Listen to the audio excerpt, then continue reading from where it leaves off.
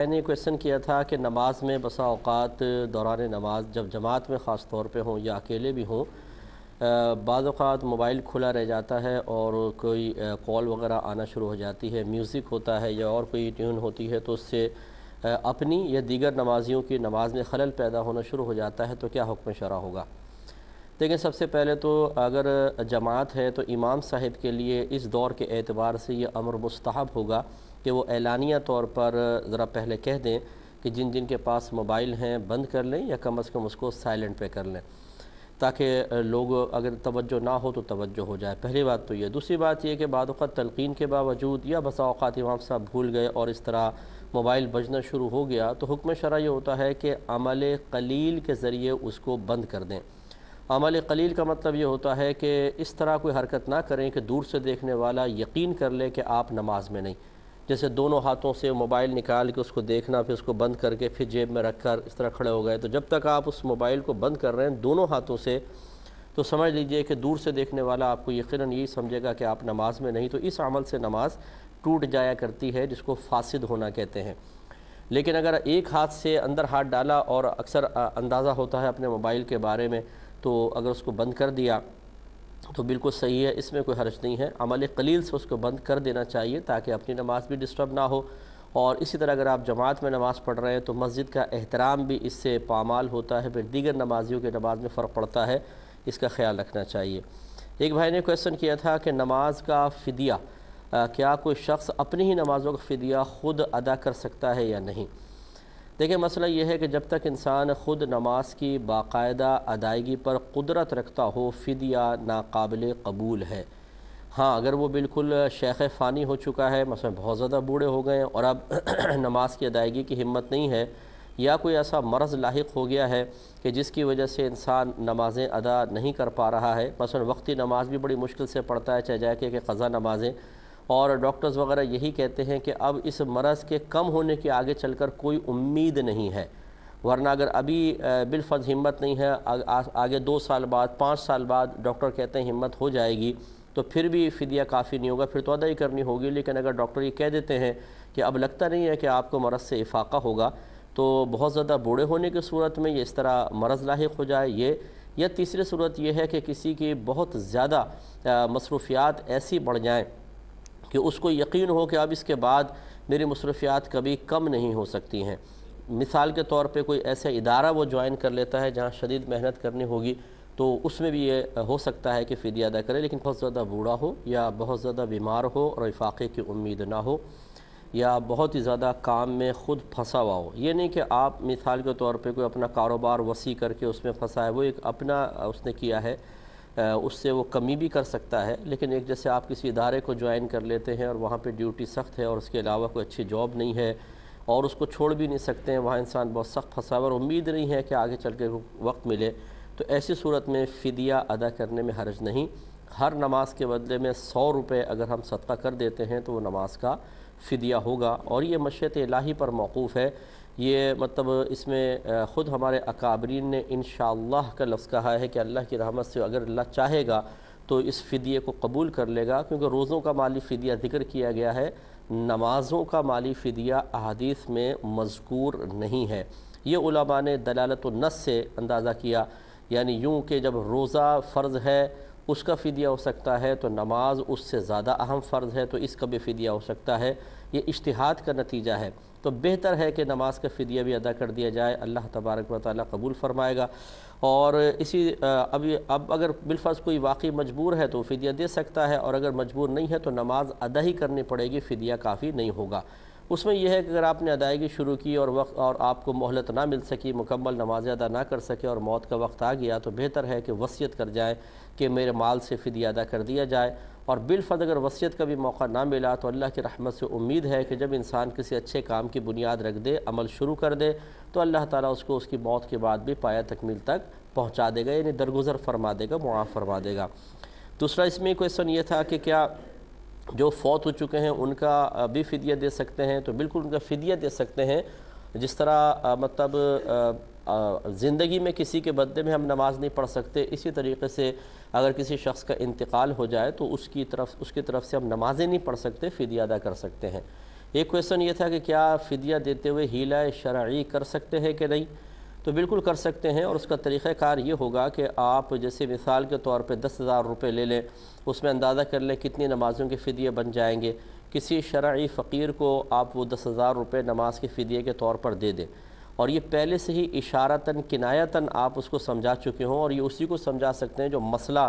جانتا ہو کہ وہ آپ سے لے لے اور لینے کے بعد اپنی مرضی سے کہے کہ میں آپ کو تحفتاً 10,000 روپے واپس کرتا ہوں، آپ اس کو لے لیں، یہ آپ کے پاس واپس آ گئے، پھر آپ مزید نمازوں کے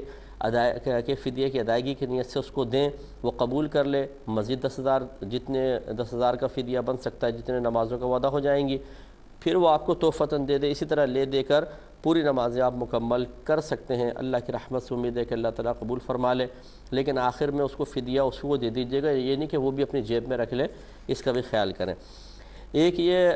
کویشچن کیا تھا ایک بھائی نے کہ اگر کسی شخص کا اپنی زوجہ سے جھگڑا ہو رہا تھا تو اس نے غصے میں اس کو ایک میسج کر دیا کہ 8 سے 13 میرا رشتہ ختم ہو گیا، اور وہ کہتے ہیں کہ میں نے دل میں نیت کر لی تھی کہ اگر یہ فوراً معافی مانگے تو نہیں ختم ہوگا اور ورنہ بعد میں ختم ہو جائے گا۔ اس نے فوراً معافی نہیں مانگی، لیکن کچھ دن بعد ہماری صلح ہو گئی، اب کیا حکم شرع ہوگا؟ دیکھیں مسئلہ یہ ہے کہ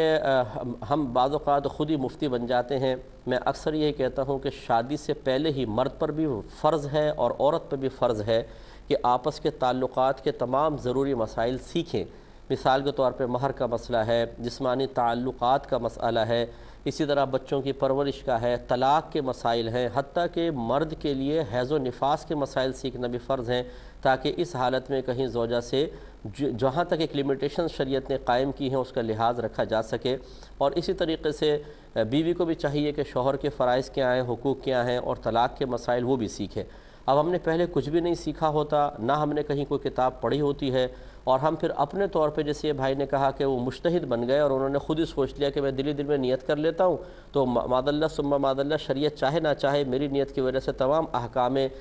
قرآنی اور تمام حدیث کے احکام بدل جائیں گے اور میری مرضی کے موافق سارے کام ہو جائیں گے۔ ایسا تو نہیں ہو سکتا نا کہ ہر ایک اپنے اپنی نیتیں اور اپنے اپنے طرز عمل کو اختیار کرے اور چاہے کہ اب شریعت کو لازم ہے کہ میری اس نیت کو قبول کرے، میرے اس عمل کو قبول کرے، اور جو رعایتیں میرے ذہن میں تھیں وہ مجھے عطا کر دیں۔ اس طرح تو جنگل کا قانون بن جائے گا، ہر شخص اپنے اپنی مرضی کے مطابق کرے گا۔ لہٰذا بہرحال خلاصہ کلام یہ ہے کہ آپ کی نیت کا کوئی اعتبار نہیں ہوگا۔ آپ نے جب خود اس قصد و ارادے سے، اب چلے اگر قصد و ارادہ مان بھی لیا جاتا، فرض کر لیں، تو آپ نے یہی سوچا تھا کہ اگر فوراً معافی مانگ لے گی تو ٹھیک، ورنہ رشتہ ختم، تو یہ لفظ کنایت ہے، اور جب آدمی نیت کے ساتھ اس طرح الفاظ ادا کرتا ہے تو رشتہ ختم ہو گیا، یعنی آپ کی زوجہ آپ کے نکاح سے نکل گئیں اور طلاق بائن پڑی، یعنی فوراً نکاح ٹوٹ گیا۔ اب انہوں نے کہا کہ ہم نے بعد میں صلح کر لی، اور میرا غالب گمان یہی ہے کہ انہوں نے نکاح وغیرہ نہیں کیا ہوگا، آپس میں فون پہ بات کی، یا بڑے پڑ گئے بھی چھوڑو معاف کر دو، ساتھ رہنے لگے۔ اب نکاح کے بغیر اگر ساتھ رہیں گے تو ساتھ رہنا گناہ کبیرہ، بالکل ایسے جیسے اجنبی عورت کو ساتھ رکھنا شروع کر دیا، جسمانی تعلق سب ناجائز، اسی دوران اگر حمل وغیرہ ٹھہر جاتا ہے تو وہ بچہ بھی ناجائز ہوگا۔ تو اسی لیے دیکھیں ہم آپ کی خدمت میں گزارش کرتے ہیں کہ ذرا سے آپ مسائل سے صرف نظر کریں گے، شریعت آپ کی مرضی کے مطابق نہیں ڈھلے گی،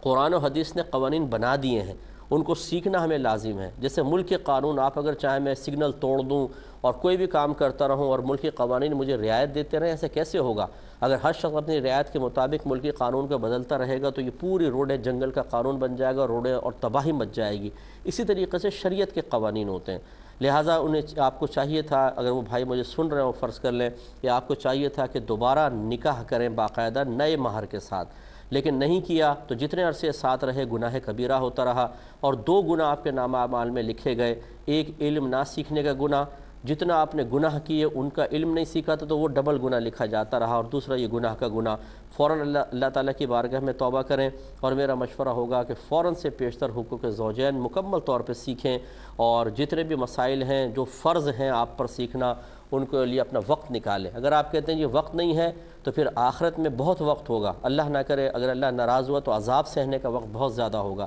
پھر کیا فائدہ ہوگا؟ آدمی سوچے گا کہ یہ اتنا طویل عذاب، کاش میں تھوڑا سا وقت نکال لیتے، ان عذابات سے بچ جاتا۔ میں بار بار یہ الفاظ دہرا رہا ہوں کہ آپ کی میری مرضی کے مطابق شریعت تبدیل نہیں ہوگی۔ اللہ تبارک و تعالیٰ اس طرح اس کا کوئی قانون نہیں ہے کہ جو آدمی جیسی نیت کر لے جیسے چاہے وہ آزادانہ زندگی گزارے اللہ تعالیٰ اس کو چھوٹ ہی دیتا رہے، ایسا نہیں ہوگا۔ اگر ایسا ہو تو پھر دوسرے کے لیے بھی تو یہ حق حاصل ہونا چاہیے، چور کو بھی حق حاصل ہونا چاہیے، وہ کہے کہ میں چوریاں کر لوں اللہ تعالیٰ مجھے معاف فرمائے، لوگ بھی معاف کر دیں۔ ڈاکے مارنے والا بھی یہی کہے، آپ کا پیسہ لوٹ لینے والا، آپ کا قرضہ دبا دینے والا یہی نیتیں کر لے کہ اللہ تعالیٰ مجھے رعایت دے، شریعت رعایت دے۔ بتائیے اس کے احساسات، اس کے جذبات، اس کی فیلنگز، اس کے ارادے، اس کی نیتوں کا آپ اعتبار کریں گے کہ نہیں کریں گے؟ اس پہ تو نہیں کریں گے، اور اس کو فوراً آپ یاد دلائیں گے بھائی شریعت کیا کہتی ہے یہ دیکھو، تمہاری مرضی کوئی چلے گی تو پھر آپ کی مرضی کیسے چلے گی؟ اس لیے اچھی طریقے سے سوچے سمجھیں، اور ان بھائیوں کو چاہیے کہ اور جو بھی مجھے اس طرح سن رہے ہیں تو انہیں توبہ کرنی چاہیے اور فوراً سے پیشتر علم سیکھنے کی طرف آنا چاہیے۔ ایک یہ کہتے ہیں کہ میاں بیوی آپس میں پاس بیٹھے ہوئے تھے، شوہر نے پوچھا تمہارا کوئی مطلب شادی سے پہلے کوئی کسی کے ساتھ کوئی تعلق تو نہیں تھا؟ اور بیوی کا پہلے ہی کوئی تعلق تھا، حدیں کراس نہیں کی تھیں، یعنی جسمانی تعلق شاید نہیں ہوگا لیکن اور بہت ساری چیزیں تھیں، تو اب اگر وہ سچ کہتی تو وہ کہتی ہیں کہ یہ سچ میرے لیے خودکشی سا بن جاتا، تو قسم کھا کر انہوں نے جھوٹ بول دیا اور اس طرح کہا کہ کبھی بھی کوئی حد میں نے کراس نہیں کی ہے، تاکہ مطلب بات بھی بن جائے اور میرا گھر بھی خراب نہ ہو۔ کیا حکم شرع ہوگا؟ اور دوسرا انہوں نے کویسچن اس کے ساتھ ہی کیا کہ اگر اس طرح کوئی خطا ہو گئی تھی اور قسم کھانی پڑے تو ہم قسم کھا سکتے ہیں یا نہیں، یا سچ بولنا پڑے گا، کیا حکم شرع ہوگا؟ دیکھیں پہلی بات تو یہ کہ کسی کی سابقہ زندگی کے بارے میں دریافت کرنا اس طرح کہ واقعی اس سے کوئی گناہ ہو یا نہیں، یہ ویسے ہی ناجائز اور حرام ہے۔ اچھی طرح یاد رکھیں، چاہے شوہر ہو چاہے بیوی ہو، کسی کے بھی ماضی کے بارے میں آپ کو کویسچن نہیں کر سکتے، قرید نہیں سکتے ہیں، جستجو نہیں کر سکتے ہیں۔ اللہ تعالیٰ نے وَلَا تَجَسَّسُوا سورہ حجرات میں واضح طور پہ فرمایا کہ ایک دوسرے کے عیب تلاش نہ کرو۔ شوہر ہونے کا مطلب یہ نہیں ہے کہ وہ اپنی بیوی کے سابقہ زندگی کے تمام گناہوں کے بارے میں پوچھنے کا حق رکھتا ہے، اور اس طرح بیوی اگر یہ سمجھے کہ مجھے یہ حق حاصل ہے کہ میں شوہر کی سابقہ زندگی کو کھنگال سکتی ہوں، ٹٹول سکتی ہوں، اور شوہر پہ واجب ہے کہ مجھے سب سچ سچ بتائے، یہ اس کی سوچ اور اس کی نیت ہی گناہ ہے۔ اس لیے کہ گناہ کا اظہار بھی گناہ ہے، اور کسی کو اپنے گناہ کو بلا ضرورت ظاہر کرنے کے اوپر مجبور کرنا یہ الگ گناہ ہے۔ تو لہٰذا بالکل شوہر نے ناجائز کام کیا اور پھر قسم پر مجبور کرنا یہ تو اور زیادہ غلط تھا،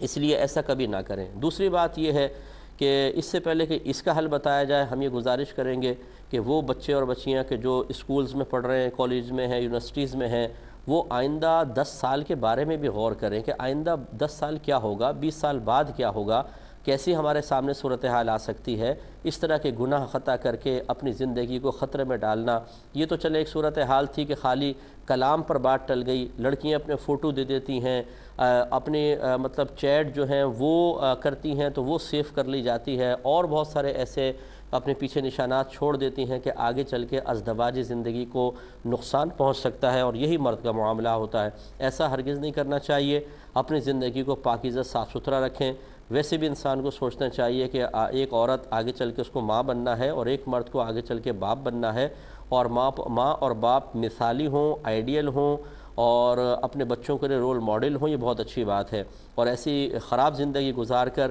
ایک ماں آگے چل کر ضمیر کی ملامت سے محفوظ ہو جائے، وہ پھر بہت سخت دلی ہوگی، اور اسی طرح کوئی باپ ہو تو وہ بہت سخت دل باپ ہوگا کہ جس کو بالکل آخرت کی فکر نہیں، احساس نہیں، ضمیر کی ملامت کچھ بھی اس کے نزدیک اہمیت نہیں رکھتی ہے، وہی کرے گا، تو شرمندگی ہوتی ہے انسان کو آگے چل کے، تو قطعاً غیر مناسب ہے کہ اس طرح کی کوئی حرکات کی جائیں۔ بہرحال اب یہ ہے کہ اگر اس طرح کی کوئی سچویشن آ جائے کہ پہلے کوئی کارنامے کیے تھے اور اب کوئی حلفیہ بیان لے رہا ہے تو کیا کیا جائے؟ حکم شرع تو یہی ہے، یہ میں ترغیباً نہیں کہہ رہا ہوں کہ کوئی کہے گا اچھا چلے صاحب نے بتا دیا اب ہم کر لیتے ہیں، آگے چل کے ایسا کر لیں گے، یہ تو ارادہ ہی حرام ہوگا۔ یہ تو اس کے لیے میں آپ کو عرض کر رہا ہوں کہ جس سے ایسی کوئی غلطی ہو گئی وہ اس پہ نادم بھی ہے، شرمندہ ہے، اور اب یہ اچانک سچویشن سامنے آ جاتی ہے کہ جی قسم کھانی پڑ رہی ہے، کچھ ہے، تو وہ کیا کرے؟ اس کے لیے حکم شرع یہ ہوگا کہ اگر اس کو یقین ہے کہ سچ بولنے کی وجہ سے فتنہ ہوگا، فساد ہوگا، لڑائی جھگڑا ہوگا، قتل و غارت تک بھی بات پہنچ سکتی ہے، جیسے کہ بعض خاندان ایسے ہوتے ہیں کہ ذرا بھی ایسی کوئی بات پتہ چلے تو غیرت کے نام پہ قتل کی تک کی نوبت آ سکتی ہے، تو اس میں صراحتاً جھوٹ کی اجازت تو نہیں ہوگی، کیونکہ اللہ کا نام ذکر کر کے قرآن پاک پہ ہاتھ رکھ کر صریح واضح 100% جھوٹ بولنا قطعاً غیر مناسب ہے۔ ہاں کوئی نہ کوئی ہیلا کر سکتے ہیں، زومانی سی بات کہہ سکتے ہیں، گول مول بات کہہ سکتے ہیں کہ صراحتاً جھوٹ بھی نہ ہو اور اس طرح کے فتنہ فساد کا معاملہ ٹل بھی جائے۔ جیسے کہ اس بچی نے کوشش کی کہ جی کبھی میں نے حد کراس نہیں کی، تو وہ شوہر بھی شاید کوئی بہت ہی بھولا بھالا ہوگا، ورنہ کراچی کا ہوتا تو وہ تو فوراً 3 کویسچن اور کر لیتا کہ یہ نہیں ہیلے نہ کرو، پہلے یہاں سے سٹارٹ کرو۔ تو وہ کوئی بھولا بھالا شوہر تھا، اللہ تعالیٰ اس کو مزید اس کے بھولپن میں اضافہ فرمائے، لیکن بیوی کو مزید ایسی چلاکیاں کرنے سے بھی بچنے کی توفیق عطا فرمائے۔ تو یہ مطلب اس طرح کے کوئی جملے مؤثر انسان کہے کہ آگے والے کے دل میں مزید شک پیدا نہ ہو کہ میں تو سیدھی سیدھی بات کر رہا ہوں اور یہ گھما کیوں رہی ہے۔ تو بہرحال کوئی نہ کوئی طریقہ کار اختیار کر کے سراتن جھوٹ نہ ہو، لیکن اس طرح کے فتنے کو دور کرنے کے لیے الفاظ ادا کیے جا سکتے ہیں، اور بہتر یہ ہے کہ ایسی کوئی سچویشن انسان بننے ہی نہ دے کہ آگے چل کر کوئی ایسے مسائل پیدا ہوں۔ اللہ تعالیٰ سب کی بچیوں کی عزتوں کی حفاظت فرمائے۔ اگر سابقہ زندگی میں بتقاضائے بشریت کو ایسی خطا ہو گئی ہو، اللہ تعالیٰ اس پہ پردہ رکھے، ان کے ازدواجی زندگی کو کامیاب رکھے اور کسی بھی آزمائش میں مبتلا نہ فرمائے، آمین۔ ایک مختصر تو یہ کہ میں نے کہا کہ سابقہ زندگی کو نہ کوریدا جائے، لیکن اگر بیوی کو شوہر پر موجودہ زندگی کے اعتبار سے شبہ ہے یا شوہر کو بیوی پر شبہ ہے تو وہ باس پرس آپس میں کر سکتے ہیں، اس میں منع نہیں ہے۔ سابقہ زندگی ٹٹولنا منع ہے، اور موجودہ بھی بدگمانی پر اس کی بنیاد نہ رکھے، کوئی ثبوت آ گیا تو پھر اس پہ بہرحال معلومات کر سکتے ہیں۔ دوسری بات یہ کہ یہ جو عرض کیا کہ بوقت ضرورت ایسا ہو جائے کہ انسان قسم بھی کھا سکتا ہے اور مطلب زومانی بات کر کے اپنی جان چھڑا سکتا ہے، لیکن یہ اسی صورت میں جب اس قسم کی کوئی بہت ہی خطرناک صورتحال ہو جائے اور عادت نہ ہو۔ یہ نہیں ہے کہ میں نے پہلی عرض کیا کہ میں کوئی ترغیب نہیں دے رہا ہوں کہ اب ہر چیز کے اندر آدمی یہ سوچے کہ چلو جی فتنے کا باعث بن رہا ہے یوں کر لیں۔ فتنہ کیا ہوتا ہے، آزمائش کیا ہوتی ہے، یہ بھی نہیں جانی۔ اب اسکول جاتے ہیں جیسے بچے، ٹیچر نے پوچھا کل کیوں نہیں آئے تھے، وہ اس کو بہت بڑی آزمائش اور فتنہ سمجھ کے جھوٹ بول دیتے ہیں۔ اب وہاں اگر قسم کھا لی تو یہ کوئی اتنی بڑی آزمائش نہیں تھی، اور اس کو عادت نہ بنایا جائے، اس کا ہمیشہ خیال رکھیں۔ یہ بہن نے فرمایا کہ اگر شرٹ الٹی پہن کر نماز پڑھ لی تو کیا حکم ہوگا؟ دیکھیں، ایسا لباس پہن کر نماز پڑھنا جس کو عام لوگوں کے سامنے پہن کر جانے میں شرم و عار محسوس ہو، کبھی انسان ہمت نہ کر سکے، مکروہ ہوتا ہے، اور مکروہ کے ساتھ جب نماز پڑھی جائے تو اس کو دوبارہ پڑھنا واجب ہوتا ہے۔ اگر دوران نماز ہی پتہ چل جائے کہ الٹی شرٹ ہے تو نماز توڑ دے، شرٹ کو سیدھا کر کے پہنیں، دوبارہ نماز سٹارٹ کریں، اور نماز ختم کرنے کے بعد پتہ چلا تو آئندہ زندگی میں اس کو لوٹا لیں۔ یہ کہتے ہیں کہ کسی نے 2 رکعتوں پہ سلام پھیرا، تھیں 4، 2 پہ سلام پھیر دیا، بعد میں خیال آیا بقیہ 2 پڑھ کے آخر میں سجدہ سہو کر دیا، کیا نماز ہو گئی یا نہیں؟ تو بالکل نماز ہو گئی، اور جو 2 پر سلام پھیرا اس سے وہ بظاہر نماز سے باہر تو ہوا ہے، لیکن حقیقتاً چونکہ ابھی نماز مکمل نہیں تھی تو شریعت نے اس کو اجازت دی ہے کہ باقی 2 مکمل کر کے وہ آخر میں سجدہ سہو کر لے۔ نبی کریم صلی اللہ علیہ وسلم سے بھی بخاری شریف کی روایت کے مطابق ایک دفعہ اسی طرح ثابت ہے کہ آپ نے 2 پر سلام پھیر دیا تھا جب توجہ دلائی گئی، کیونکہ آپ کے استغراق کسی اور جانب تھا، تو پھر آپ نے بقیہ 2 مکمل کر کے آخر میں سلام پھیرا ہے، تو اس میں کوئی حرج نہیں ہے۔ اسی طرح کہتے ہیں کہ کسی خاتون نے نماز ختم 2 پہ سلام پھیر لیا، غلطی سے تھی 4، اور ذکر بھی شروع کر دیا، اور کسی نے کوئی بات پوچھی تو انہوں نے سر ہلا کے اس کا جواب بھی دے دیا، بعد میں خیال آیا تو فوراً سلام پھیر کے 2 سجدہ سہو کر لیے، کیا حکم شرع ہوگا؟ تو ان خاتون کی نماز ہو گئی، کیونکہ نماز مکمل کر لینے کے بعد اگر ابھی سجدہ سہو باقی ہوں اور نماز کے منافی کوئی کام نہ کیا ہو تو سجدہ سہو کی بنا اس پر ہو سکتی ہے۔ نماز کے منافی کام کا مطلب آپ اٹھ کے چل پڑے، کوئی چیز کھا پی لی، زبان سے کوئی دنیاوی کلام کر لیا ہو، اور یہاں پر ایسے کوئی چیز نہیں ہوئی تو بہرحال ان کی نماز ہو گئی۔ اسی طرح کہتے ہیں کہ بعض اوقات خواتین جو ہیں وہ بعض کپڑے اپنے پاک نہیں کرتی ہیں کہ چلو ان میں کون سے نماز پڑھنی ہے، اور بعد میں پھر ایسا ہوتا ہے کہ وہ کپڑے بدل کے نماز تو پڑھ لیتی ہیں لیکن جسم پر پانی نہیں ڈالتی ہیں، تو کیا ان کی نماز ہو جائے گی؟ دیکھیں، اگر سابقہ کپڑے جن کو پاک کرنے کا ارادہ نہیں تھا گیلے ہو گئے اور اس کا گیلا پن بدن تک پہنچا، اور پھر انہوں نے بدن خشک ہو گیا، بعد میں اسے اتار کر دوسرے پاک کپڑے پہن کے نماز پڑھی اور بدن کو نہیں دھویا اور تھوڑی زیادہ جگہ خراب ہو گئی تھی تو بہرحال نماز نہیں ہوگی۔ جیسے مثال کے طور پہ بچے نے گود میں رکھا ہوا بچے کو پیشاب کر دیا اور وہ پاؤں تک پہنچ گیا، لیکن توجہ نہ کی، کپڑے بدل کے آگے بعد میں نماز پڑھ لی، تو چونکہ پاؤں وہاں تک ناپاک تھا اس کو دھونا واجب تھا۔ اس لیے بہتر یہ ہے کہ خواتین ایسے کپڑے اگر فوری طور پہ نہیں اتارتی ہیں اور ان کو فوراً پاک کرنے کا ارادہ بھی نہ ہو تو نماز پڑھنے سے پہلے یاد کر کے جہاں جہاں گمان ہو کہ گیلا پن پاؤں تک جسم تک پہنچا ہوگا اس کو دھو لیں، اس کے بعد نماز ادا کریں۔ یہ کہتی ہیں اگر کوئی شخص نماز پڑھ رہا ہے، یوں 2 رکعت نماز پڑھے کہ نماز توبہ ہے، گناہ کے کفارے کی نیت سے، تو کیا ہو جائے گی؟ تو بالکل یہ دو نیتیں اس میں شامل کر سکتے ہیں، جیسے تحیۃ الوضو اور تحیۃ المسجد کی ایک ساتھ ہی دو نیتیں کر سکتے ہیں، یہ ہو سکتی ہیں۔ لیکن جہاں الگ مستقل نماز ہو، جیسے سنت موقدہ غیر موقدہ، ان کے اندر دونوں کی نیت کر لیں، ایسا نہیں ہوگا۔ تو لہٰذا جہاں اس طرح کے دو ملا کر کرنے کا ارادہ ہو، پہلے معلوم کر لیا جائے۔ ایک بچے نے پوچھا ہے کہ مدت عدت شریعت نے مقرر کی ہے، کیا جس طرح اس میں کمی کوئی نہیں کر سکتا، کیا تھوڑی زیادتی کر سکتا ہے؟ جیسے 3 حیض عدت ہے تو 4 حیض کر لے، بیوہ کی عدت 4 ماہ 10 دن ہے تو 5 ماہ کر لے۔ دیکھیں شریعت نے جہاں کوئی حد مقرر کر دی ہو، وہاں پر نہ کمی جائز ہوتی ہے، نہ زیادتی کرنا جائز ہے۔ شرعی قوانین جہاں فکس کر دیے گئے ہیں ان کو اسی طریقے سے اختیار کرنا ہوگا، لہٰذا عدت میں نہ کمی ہو سکتی ہے نہ زیادتی ہو سکتی ہے، دونوں منع ہے۔ عربوں کے ہاں پورے 30 سپارے ہی ہیں، یعنی جتنی ضخامت میں ہمارے پاس قرآن ہے ویسے ہی ہے، اور اسی ترتیب کا ہوتا ہے، 14 سپارے وغیرہ کا کہیں کوئی تصور نہیں ہے۔ یہ کہتی ہیں کسی نے اگر کسی کو قرضہ دیا اور اپنے قرضے کی وصولی کی ضمانت کے طور پہ اس کا گھر اپنے پاس رکھ لیا، جس کو گروی رکھنا کہتے ہیں، رہن رکھنا کہتے ہیں، تو یہ کہتی ہیں بعض بڑے کہتے ہیں اس گھر میں نماز بھی نہ پڑھو، کیا یہ صحیح ہے؟ جی ہاں، یہ احتیاط پر مبنی ہے کہ جب ہم کسی کو قرضہ دیتے ہیں تو اس قرض پر کسی بھی قسم کا نفع لینا حرام ہوتا ہے، اس کو سود کہا گیا ہے شریعت میں۔ اب یہ مکان چونکہ آپ نے قرض کے بدلے میں لے کر رکھا ہے تاکہ قرضہ نہ ملے تو مکان بیچ کے اپنا قرضہ وصول کر سکیں، تو لہٰذا اگر اس مکان سے کسی بھی قسم کا آپ نے نفع اٹھایا تو سمجھ لیں آپ اپنے قرضے کے اوپر نفع اٹھا رہے ہیں، اور قرض پہ نفع اٹھانا سود ہے۔ تو نماز پڑھنا اگرچہ وہ جو ہم سود مالی اعتبار سے کہتے ہیں ویسا تو نہیں ہے، لیکن معنوی اعتبار سے یہ سود بنے گا، اس لیے اس مکان سے اس میں نماز پڑھنے کا فائدہ اٹھانا بھی جائز نہیں ہوگا، احتیاط کرنی چاہیے۔ جس نے کہا بالکل صحیح کہا۔ یہ کہتی ہیں بعض اوقات تو ہم نماز پڑھ رہے ہوتے ہیں، کوئی سوال کر لیتا ہے، ہم سر ہلا کے کہہ دیتے ہیں یا ہاتھ کے اشارے سے تھوڑا بہت یوں کر دیا یا بلند آواز سے قرات کر دی جس سے کسی نے اشارہ سمجھ لیا، کیا یہ صحیح ہے؟ دیکھیں یہ وہاں پر ہوتا ہے کہ جب آپ کو یہ گمان ہو کہ ہم جواب نہیں دیں گے تو فتنہ فساد ہوگا۔ جیسے ظالم شوہر پوچھ رہا ہے، بیوی سوچتے اگر میں جواب نہیں دوں گی تو اتنا بے وقوف نکمہ نکھٹو ہے کہ نماز کے بعد مجھ پہ ٹوٹ پڑے گا، یہ بھی خیال نہیں کرے گا کہ میں نماز پڑھ رہی تھی۔ ایسی نافرمان اولاد ہے، بدتمیز قسم کی، ماں باپ یہ سوچتے ہیں کہ جواب فوری طور پہ نہیں دیں گے تو ہمارے نماز پڑھنے کے بعد پھر بدتمیزی کا سلسلہ شروع ہو جائے گا۔ اس طرح کوئی صورتحال ہو تو پھر جواب دینا چاہیے، ورنہ بالکل سر کے اشارے سے بھی جواب نہ دیں۔ لیکن بہرحال جہاں جواب دینا چاہیے یا دینا مناسب نہیں تھا، سر کا اشارہ کیا، ہاتھ کا ہلکا سا اشارہ کر لیا، نماز اس سے نہیں ٹوٹے گی، لیکن بلا ضرورت ایسا کرنا مکروہ اور ضرورت کے ساتھ ہو تو بلا کراہت جائز ہوگا۔